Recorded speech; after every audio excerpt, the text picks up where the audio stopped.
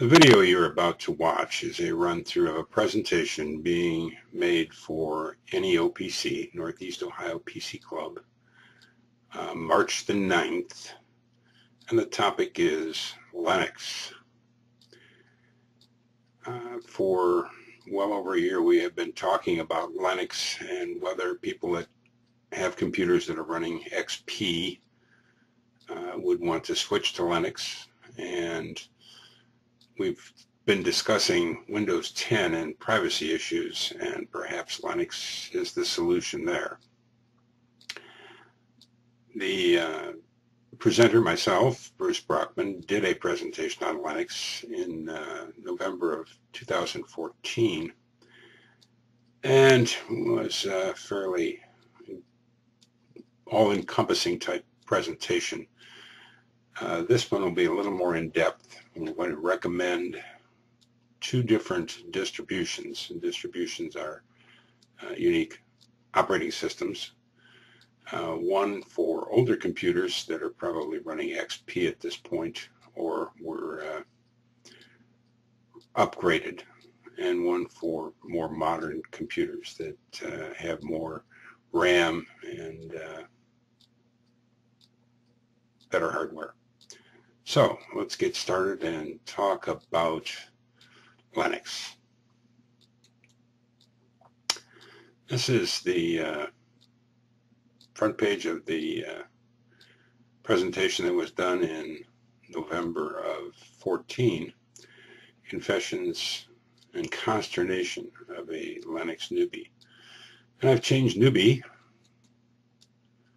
because I'm not after making this presentation to Zedek, which means proceeding by inquiry. And there are so many questions left in my mind about Linux and who should run it and why they should run it. That presentation is available to NEOPC members on the forum. This link at the bottom will take you there. And every page in this presentation that has a little, that's Tux, the penguin, which is the icon for Linux. If there's one up in the corner, that means there's a link that will clarify some of the information on that page. The entire presentation from 14 is at that link. And also included on the forum with a link to this video will be a 3-page PDF that has all of the links for the pages of this presentation. And that can be found on our forum at Educational Presentations. That's where it's going to be posted, and that's where the 2014 was posted. This is an excerpt from a letter that was the president's letter in the Nibbles and Bites, the NEOPC newsletter in November of 14. I was questioning the wisdom of using Linux, and it's worth a read. That link to that will also be in the forum. Still probably questioning the wisdom of it. But we're here to talk about whether you want to switch to Linux or not, and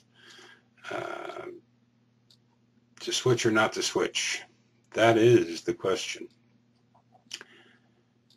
And the answer, I'm going to try and convince you wholeheartedly of my answer.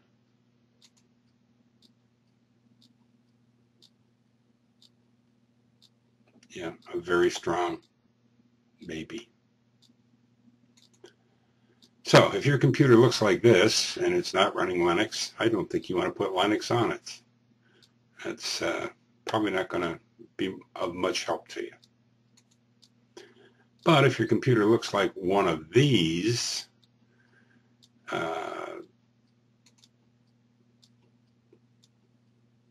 yes, maybe.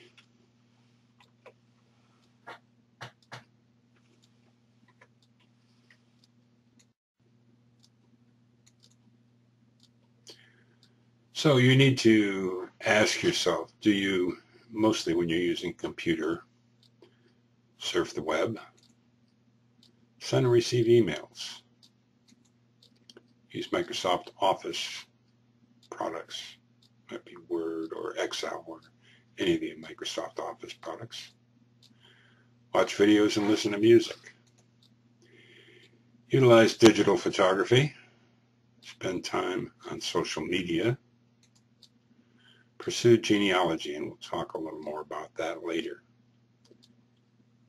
If that's pretty much you on a computer, you are now a probably instead of a maybe. Biggest question really is hardware compatibility.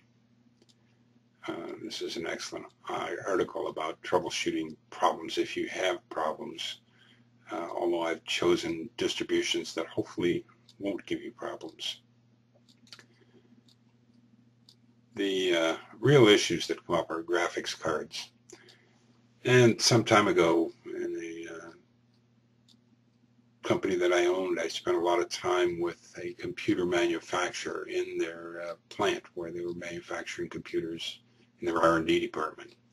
And most of their time was with new configurations of computers and making sure that all the drivers were compatible with the operating system that they were going to furnish with it. So when you put in a distribution of Linux, an operating system, it could have to deal with any of thousands, literally, of graphics cards, and it has to be able to work with all of them. Graphics cards is probably still the biggest issue, although the generic drivers that they're putting in with Linux now seem to work extremely well. During the preparation of this presentation, it took me 2.5 days and basically trashed a computer trying to get a graphics card to function rather than using the generic driver. So I still have to look forward to straightening up those computers. Anyhow, there are lots of links that help you with graphics card drivers. Xorg is another company that, 501c company, that helps with graphics. LAN cards run into about the same level area network cards where you plug in to the internet. But again, there are some generic drivers that seem to pretty much handle that. And there's help to be had if you have problems in that area. Wireless adapters, if you're running your computer connected wirelessly to the internet, there are only a few of them that really work well with Linux, and the solution there is just to go to Amazon and you can pick one up for as little as $10. That would be probably my choice if the one I had didn't work well with the distribution of Linux that I was going to have. USB, you would think that that wouldn't be a problem, but there are some new sort of USB formats, media transfer protocol and picture transfer protocol, that do give some problems to some Linux distributions, and again, there's help available. And finally, printers. Printers used to be the biggest problem, and probably 5 years ago, maybe only 30% of the printers were compatible with Linux.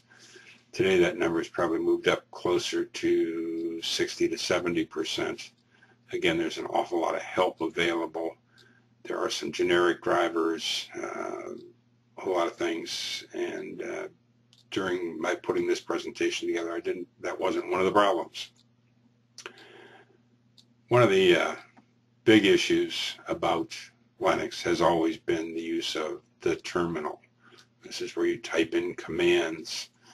The terminal, the blankety-blank terminal, that's what normally turns people off to Linux. I've tried to put this together so that you can run Linux and not have to deal with the terminal. probably 99% sure that we could do that.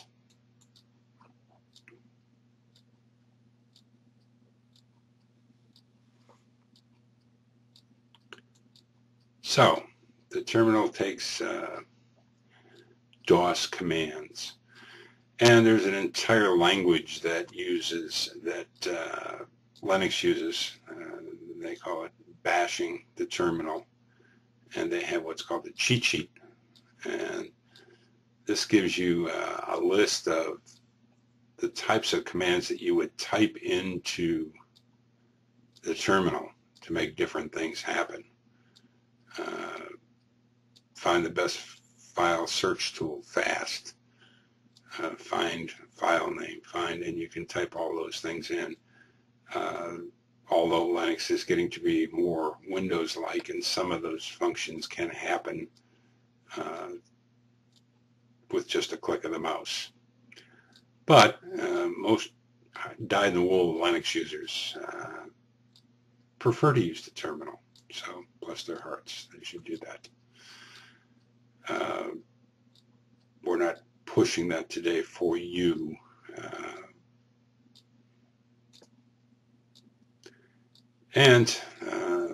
This is a list of all of the, not all, but most of the Unix and Linux commands that can be typed into a terminal.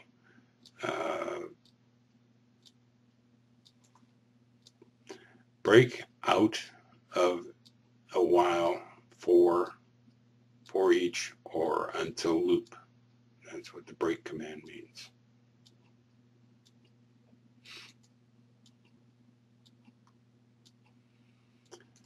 Okay, we're going to try and keep you away from the terminal if we can. Now, there is an immense amount of help available, very specific to each distribution of Linux and so on. You have to be able to have a little bit of some search skills, and you have to be willing to read a lot if you are really serious about getting into Linux. You know, all the answers are easily, found online, mostly. So, now, if you are going to switch to Linux, the good news, again, I'm trying to make this as positive as possible, maybe. The good news is we've chosen some really good distributions that should make your life a lot easier if you make the switch to Linux. And we're going to talk about these distributions now. Today we're going to be talking about Linux distributions. And a distribution is actually an individual operating system. In Linux, there are literally hundreds of them. Each one was written for a very specific need, maybe to do with audio and visual, or mathematics, or whatever. There are some that are general purpose. We are only going to look at 3 of them today, which I've chosen and I think would be beneficial if you're considering moving to Linux. But I did want you to see that there are literally hundreds of Linux operating systems available. And I'm just going to give you a quick peek at them. We're on Wikipedia now, and they're showing a list of Linux distributions. So it goes, starts here, and each one of these is a distribution. 64 distribution attempts to specialize in audio and visual production, both in a 32 and 64-bit workstation, and so on. Each one has a brief description of why it was written, and whether it's being supported or not supported, and so on. So we'll just keep going down, and you can see that there are lots and lots and lots of these things. A little difficult to pick out exactly the ones that we want, although there's some that are much more popular. One that we're going to look at today is Mint, which is right here. Fourth most popular operating system in the world. But as you can see, this list goes on and on and on. Each one for a very special reason. Somebody took the time to write an operating system. So I sifted through the list and came up with 3, and we will be talking about those 3 in depth. But I did want you to see that there are more of them available if you don't like those 3.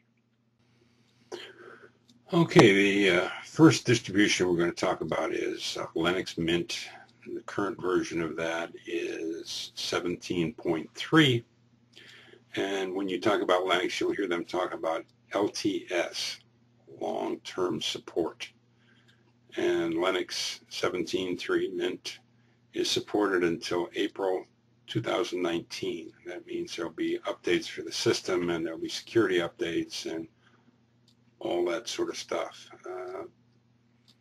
You'll hear often that you don't need security in Linux. Not true. But it certainly isn't the target that Windows or even Apple are at this point. So let's explore Linux Mint a little bit. Right after I tell you about Ubuntu. And Ubuntu is by far and away the largest Linux distribution out there. And Linux Mint is based on Ubuntu. I chose Linux Mint because it more closely resembles Windows than does Ubuntu itself. This is more Mac-like, Apple-like.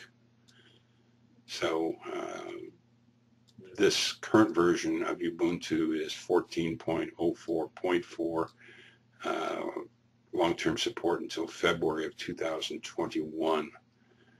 Runs extremely well. It's much smaller in size than Mint is and doesn't have as many prepackaged programs that come with it. But excellent distribution of Linux.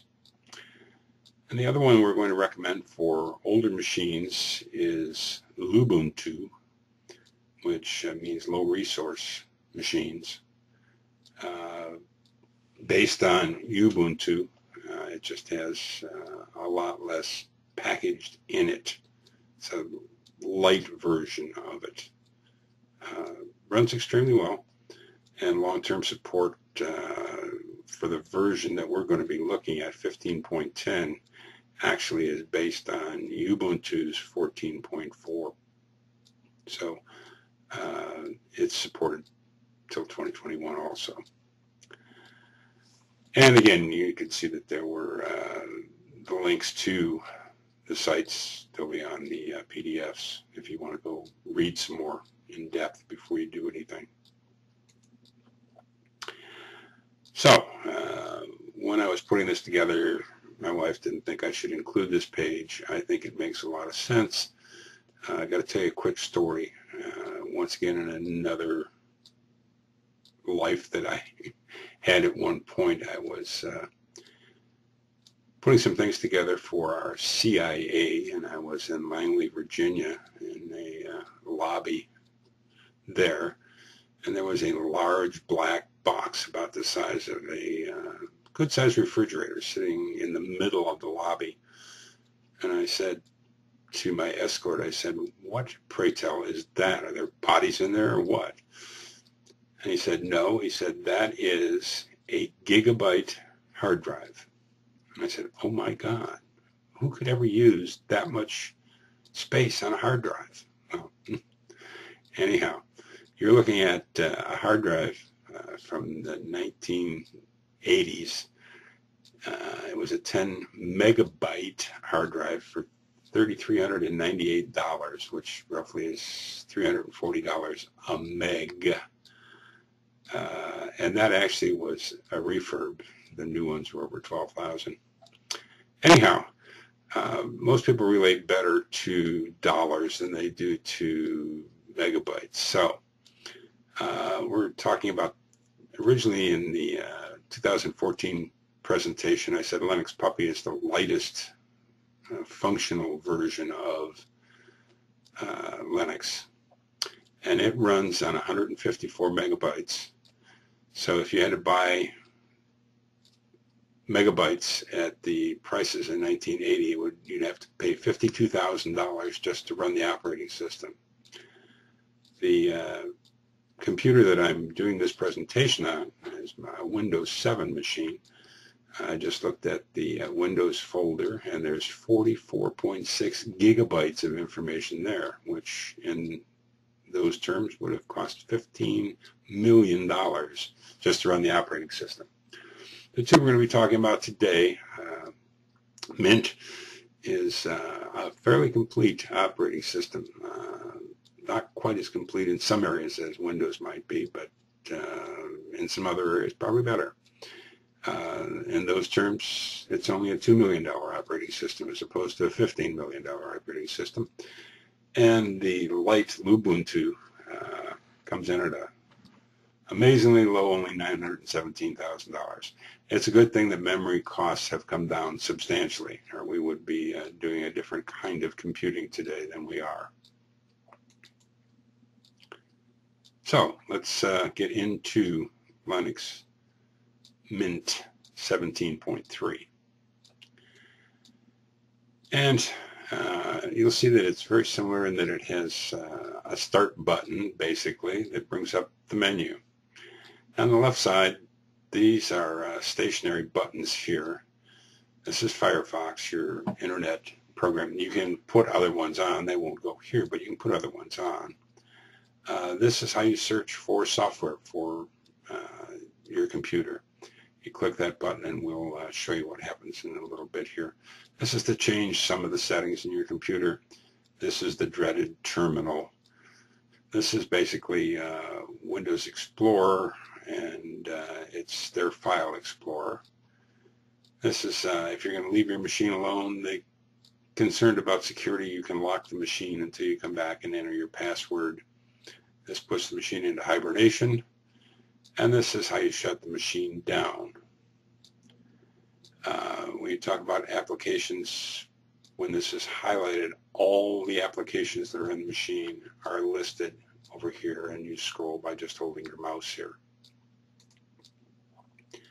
So in accessories, you have some familiar things like a calculator, a character map. Some people use that a lot depending on whether you're a writer or not.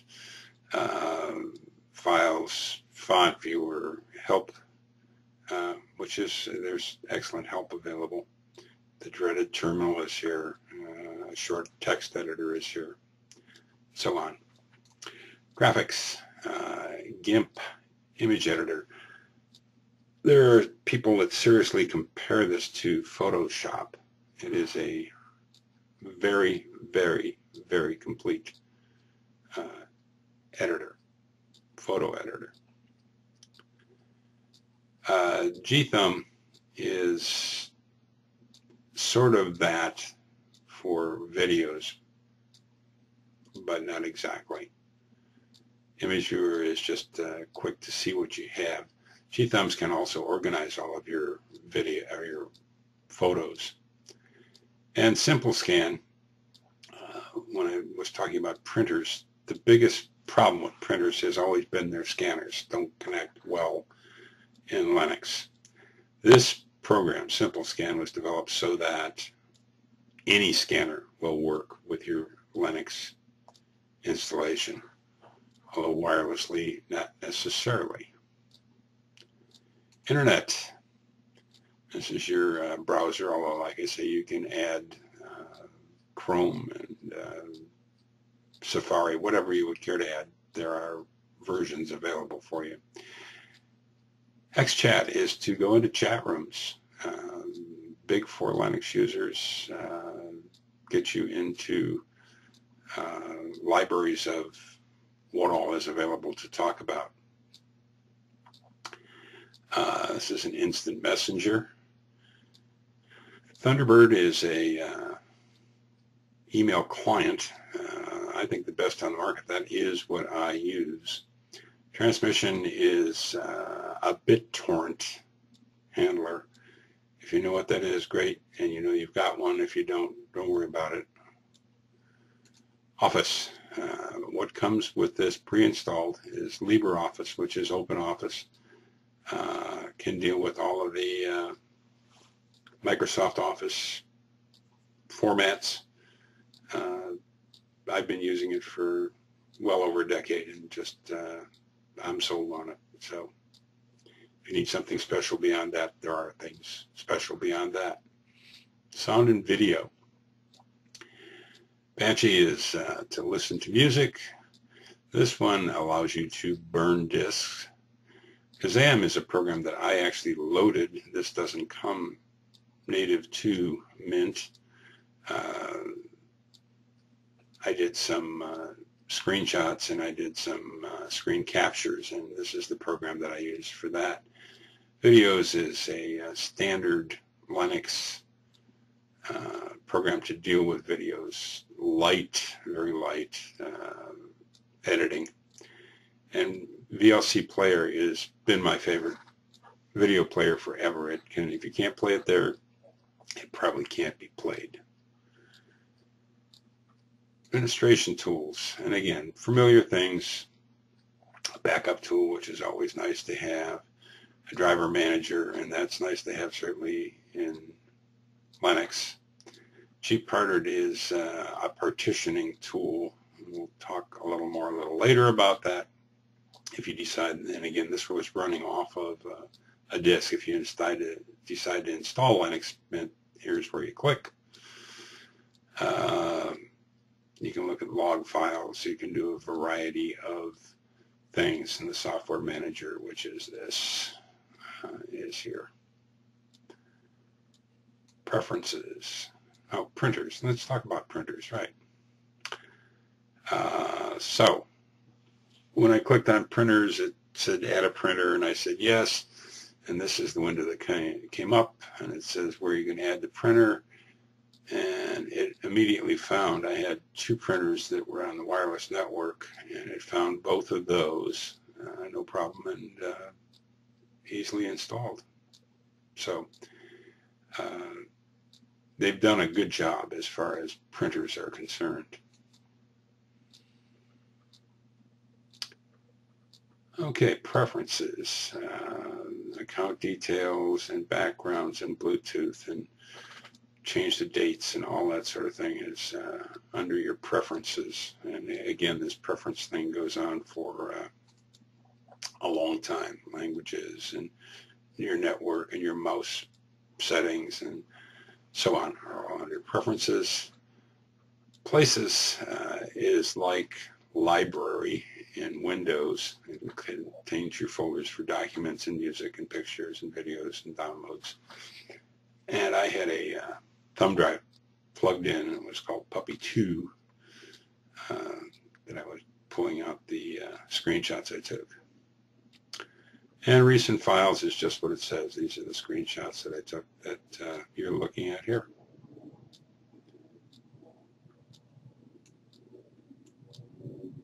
Oops, went past one. We'll go back here. So this is the software manager, and as you can see, there are 74,235 packages, and that's what they call programs or packages, available through this software manager. And they're broken down into these categories. And installation and uninstallation is quite simple with Linux. You click on the package and it installs it. You click on the package and it uninstalls it. Not a lot of questions and things to deal with. One of the most important ones that I think you need to install first is a program called Wine. And Wine is an interface that allows you to run Windows programs in other operating systems, Linux, and even Mac OS 10 operating systems. You can run most of the programs that are Windows programs that way. And there are other things. This Play on Linux is basically to deal mostly with games, and I am told, I'm not a gamer, so I am told that it is absolutely excellent. Almost all of the Windows games will play in Linux through the use of this, and it doesn't slow it down any at all. Again, so I'm told. This is the Wine site. The current stable version is 1.8.1. And you can go through and they rate all the different Windows programs and how they install, and they rate them as platinum, which means absolutely no problems at all. Gold is minor. Silver is you'll be able to run it. You may have a couple issues.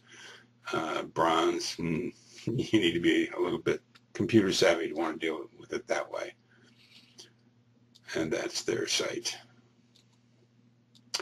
So I did a quick search for, as there are 28,700,000 results, Microsoft Office in Linux. And the first thing you hit here is first install the Wine package from your Linux distribution software package repository.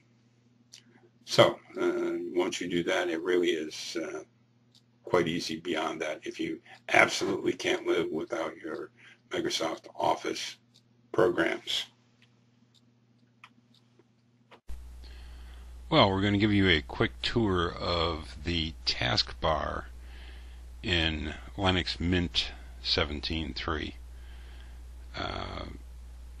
As you saw from the stills, it has a very similar pop-up to your Windows, where you have all these categories, and these are the subcategories that go with them. There are lots of subcategories for preferences. It's actually much easier to use than Windows is. The icons for open programs are here, and you can pin programs to the taskbar. Over here it shows that it's a live session. We're not signed in because we're running this off of a CD. This shows that we're connected to the internet. Here we can adjust the speaker volume as you do in Windows, and also allows you to adjust the screen brightness if you want to. It's saying we're not up to date, but the reason we're not up to date is because we're running this off of a CD. This is the icon for the program that we're running now, Shazam. That is the screen recorder program. It's a pure Linux program.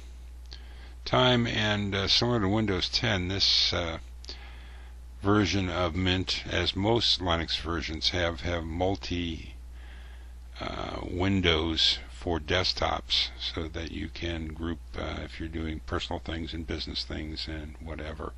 And this is where you can switch. This, they call it workspace. We're workspace 1, haven't added a separate workspace to it.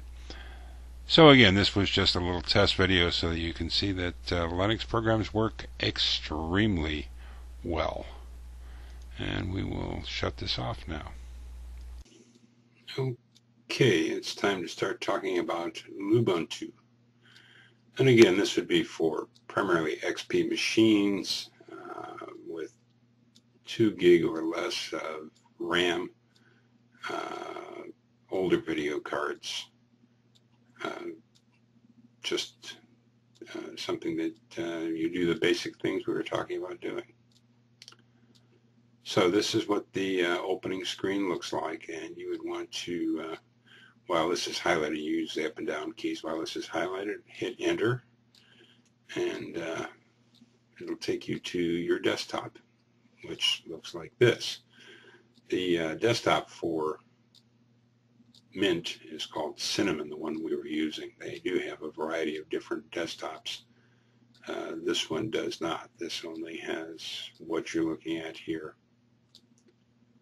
Well, I say that, but it can be changed. But that's another presentation altogether.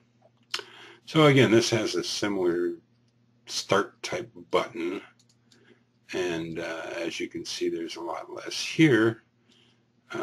But indeed, it's similar. So under accessories, You have a character map, and you have a file manager, explorer, calculator, image viewer. You can do some quick editing, and that sometimes is for the use of the terminal. Screenshot I actually put on here. I had to install this so we could have these screenshots to look at. Doesn't come packaged in, but again, you go to the software manager, type in screenshot, and in less than a minute it's installed. And there are several different ones. I used the basically GNOME native one. Graphics. A document viewer, and there are good and bad reports on that. This is similar to Microsoft Paint, my graphics editor. And again, Simple Scan shows up here, so you can use your scanner if it's part of your printer or separate. The internet, they're again using Firefox, Instant Messenger. This is their email program. It's much lighter than Thunderbird, but there are over 100 million users worldwide, highly accepted and very functional. Looks similar to the Thunderbird interface. It comes packaged in Lubuntu. And under Office, we have AbiWord, which is a really complete word processing program.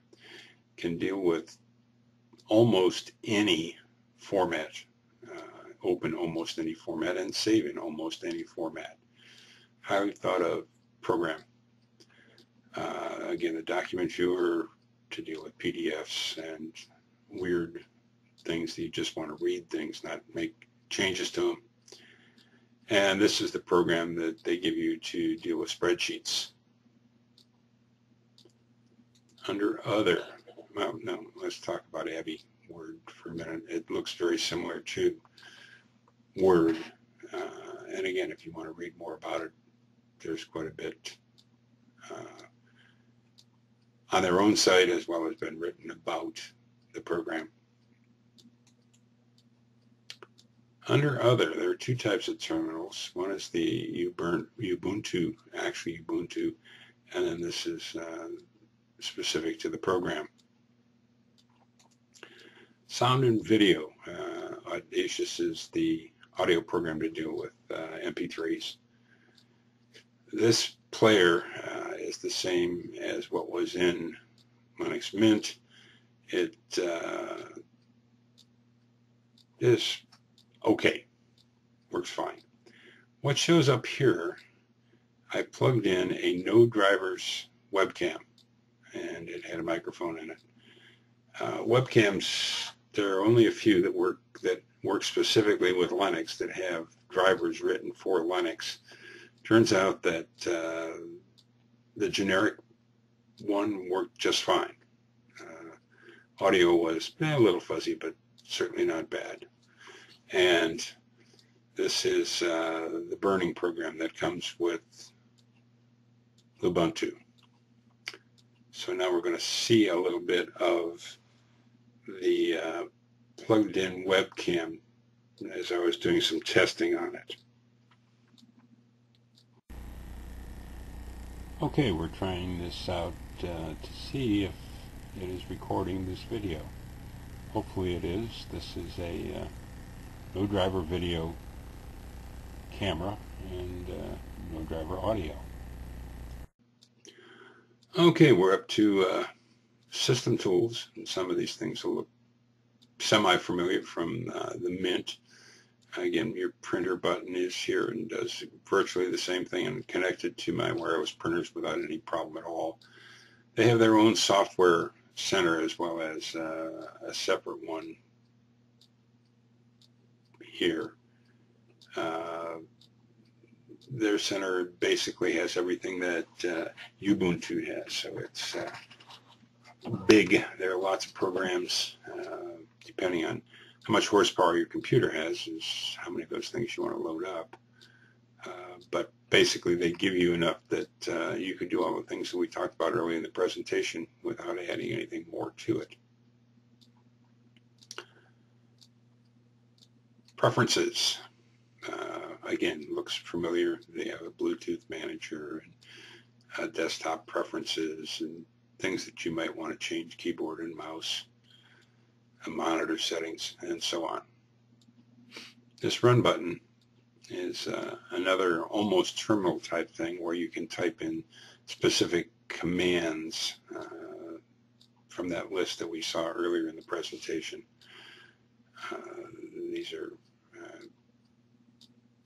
individual commands that you would want to run from here, simple commands.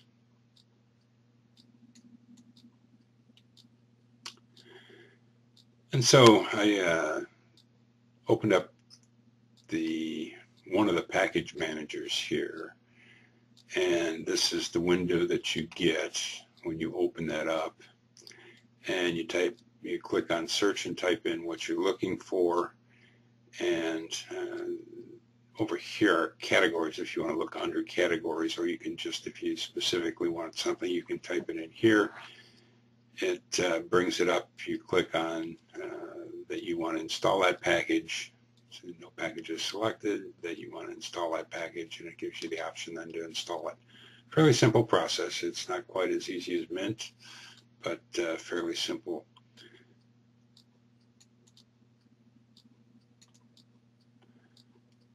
So I wanted to give you a look at their File Explorer, and this one was looking at the hard drive of this old XP machine that actually had RAID hard drives, and it had two 250s that looked as one 500, which you don't want to try and install Linux on a RAID hard drive system. It didn't recognize it, and I spent a couple hours reading and couldn't get a good answer, so I didn't. But anyhow, what I want to show you here is that you can indeed, with Linux, look at a Windows hard drive. This is the Windows hard drive on that machine, and we were looking at a folder called NEOPC March of 13, and these are the things that were in that folder. So it works extremely well even with Windows formatted hard drives. Unfortunately, it isn't going to work in the other direction. Yes, indeed, the terminals. We are going to try and avoid them at all costs. I mentioned earlier genealogy. There are two programs written specifically for Linux that are packages that install quickly. Gramps I've looked at in the past, and it's a highly thought of program by novices as well as some professional people use Gramps. There are other programs, some are web-based, and then there's Java-based programs. You can read more about it here if you care to. But you don't have to give up, and if you want to use your Windows type program, you can put it into the Linux computer using Wine. Zoom. Well, yes, indeed. You can put Zoom in native Linux, and here are some instructions, and this went on and on. I didn't scroll down, but there are specific ways to put in. You do use the terminal when you're going to put it in this way. And how about Dropbox, another one that I use on a regular basis. Okay, so if you're going to do it the right way, it would be Ubuntu is what you would use, although Natty is where you would put in Mint. And this is what it says. You have to type this in. Now you have to type in this line, but you replace Natty with Mint here. And then after you do that, you have to type in this information. It goes to MIT, a server at MIT, to get a particular file to make it work. Or put it in with wine, and again it was rated using wine 1.5.14. It was rated as platinum, no problems at all. So do it either way. If you don't feel like using the terminal, put it in with wine.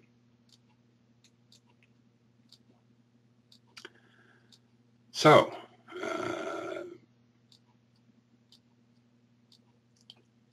the title of this article, Why You Don't Need an Antivirus on Linux, and when you do. Yeah, you could get a virus. Chances are slim, but you could. There are virus programs written for Linux. This is one that I've used in the past to protect thumb drives, actually. ClamWin is the one I use, but this is ClamAV. And they have it for all the different distributions of Linux. And you can see that they have it for other operating systems also. Updated daily, as good as any, I guess, although viruses are becoming more and more of a problem. So anyhow, there is one for Linux, although your chances of needing it are certainly less than they were with a Windows machine, and now even an Apple machine. So we saw earlier that if you're running Linux, you can look at Windows files. But if you're running Windows, can you look at Linux files? If you've put both Linux... You got mail. Uh-oh. I've got mail. I'll deal with that later. If you're running a dual boot machine, so you've got Linux and Windows on the same machine, we know that you can read the Windows files from Linux, but can you read the Linux files from Windows? Then again, this is with Mint looking, we looked at that particular computer that I had that on, had a lot of hard drives connected to it, and we looked at one of them and into a folder here that had some letters that I had written, and both Word and OpenOffice formats, so you can read there no problem. Going the other way, if you're in Windows and you want to read Linux, you're going to need some help. You're going to have to get a program to interface, because Linux uses a different format for their files.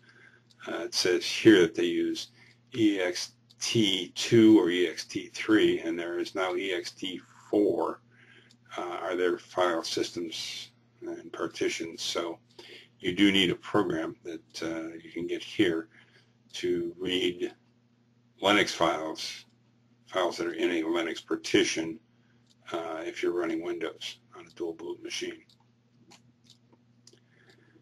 And before you get involved in any of this at all, and you should do on a regular basis, as we've talked many times about, you need to back up before you start doing any of this stuff. So you can make your own live disk, and a live disk means that you can run Linux off the disk, and it also will allow you to install it, and the installs usually are you can install it alongside the current operating system, or you can completely format the hard drive and just load the Linux system on it. All these different distributions, you can go and get what's called the ISO file, which is an installation file for operating systems. This is Lubuntu, their current one. I just use it to show you. 64-bit is recommended, but they have a 32-bit, and they're saying for machines with less than 2 gigabytes of RAM, and that's pretty good even though the machine might be able to run 64-bit. If you have less than 2 gigs of RAM, it's probably a good idea to download the 32-bit version. So you can do this for almost all of the Linux distributions. So once you download the file and you've got the file and you know where it is, what are you going to do with it? And I've been recommending this program forever, CD Burner XP, and it works with everything. It works all the way through. It's been tested with Windows 10 and it works just great. So if you have this file, if you have this, and it's a small program, if you have this installed, you start the program, and this is the window that will come up, and you click on Burn an ISO image and click OK, and this window comes up and you browse to that file that you just downloaded and click Burn a disk, and it will burn the disk. Do not finalize the disk. Leave it open, because some of the things that you do can be saved to the disk, which will save you some time if you're going to still keep running it on the disk. Not every distribution is that way, but a good deal of them are. So if you decide to try a different distribution than what we're talking about tonight, and I've only got a limited number of disks available, so you may have to burn your own, and this is how it's done. So you then put the disk in and you turn the machine on, and you're probably going to see this on a black screen blinking at you. Boot type. So what do you do then? Well, typically 99% of the machines that you'll be working on, the BIOS is set up to boot the machine in this order. First boot would be the CD-ROM. The second boot is the hard drive, and so on. Some of them go down into USB devices and so on. But typically they're set up so you just type in the number 1 and press enter. So the next big question is, after you've shut your Windows machine down, how do you get the disk into the machine so you can boot to Linux? And virtually all CD drives and DVD drives have got a little hole in them. It's usually either right here above the button or over on the left-hand side right there. And if you take a paper clip and open it up and straighten it out and shove that, and it just fits in that little tiny hole, and shove that in the hole, it'll open the drawer. And you can put the disk in, so you can then close the drawer and turn the power on. And depending on the machine, sometimes you may have to shut it down, pull the plug again, and restart it, because once that drive is open, it may not recognize it until it's had a chance to cycle. Just some little things that you may run into that I can save you some time. I've dealt with them a lot.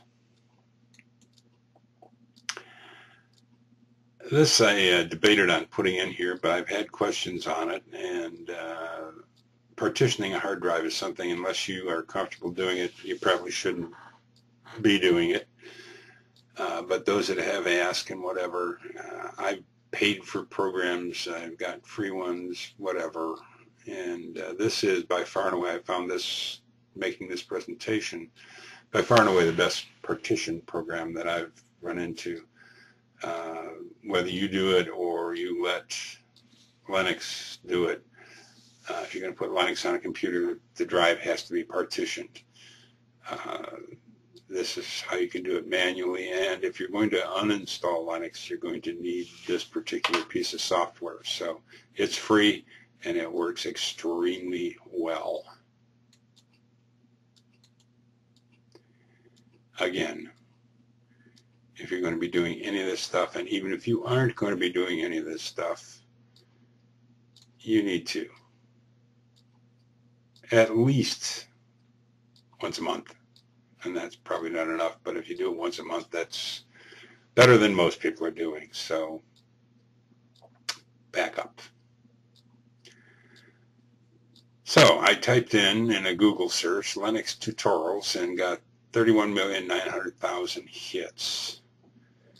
And Linux tutorial for beginners, complete beginner's guide. There is a unbelievable amount of free information available out there, and each one of these distributions, Mint and Lubuntu, has their own community that more than happy to help you with any problem at all. Some of the replies are a little technical for some, and all you have to do is say, hey, I'm new at this, and they'll give you a hand. Write it in terms that you'll be able to understand. But there is a ton of information available out there. So you've got it installed and you say, I'm not going to use this anymore, I want it gone. There's very little written about how to get rid of it. This is the best article I've seen, and it does go through it step by step. So if you've got it on your computer and you decide you don't want it anymore, you're going to go here and find out how to get rid of it, and you're going to need that free partition program I mentioned. That's how I feel after having made this presentation for you folks. It's been a little bit of a struggle, but again, I wanted to make sure that if you chose to do Linux, you'd be able to do it without having to use the terminal, and you pretty much can.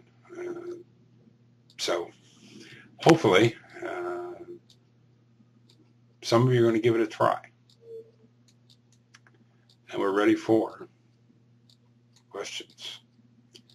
But remember that this presentation, this video, is going to be on the NEOPC forum under educational presentations, and you're going to have a PDF list of all of the links that were in this presentation. So that's all we've got to say about Linux this evening anyhow.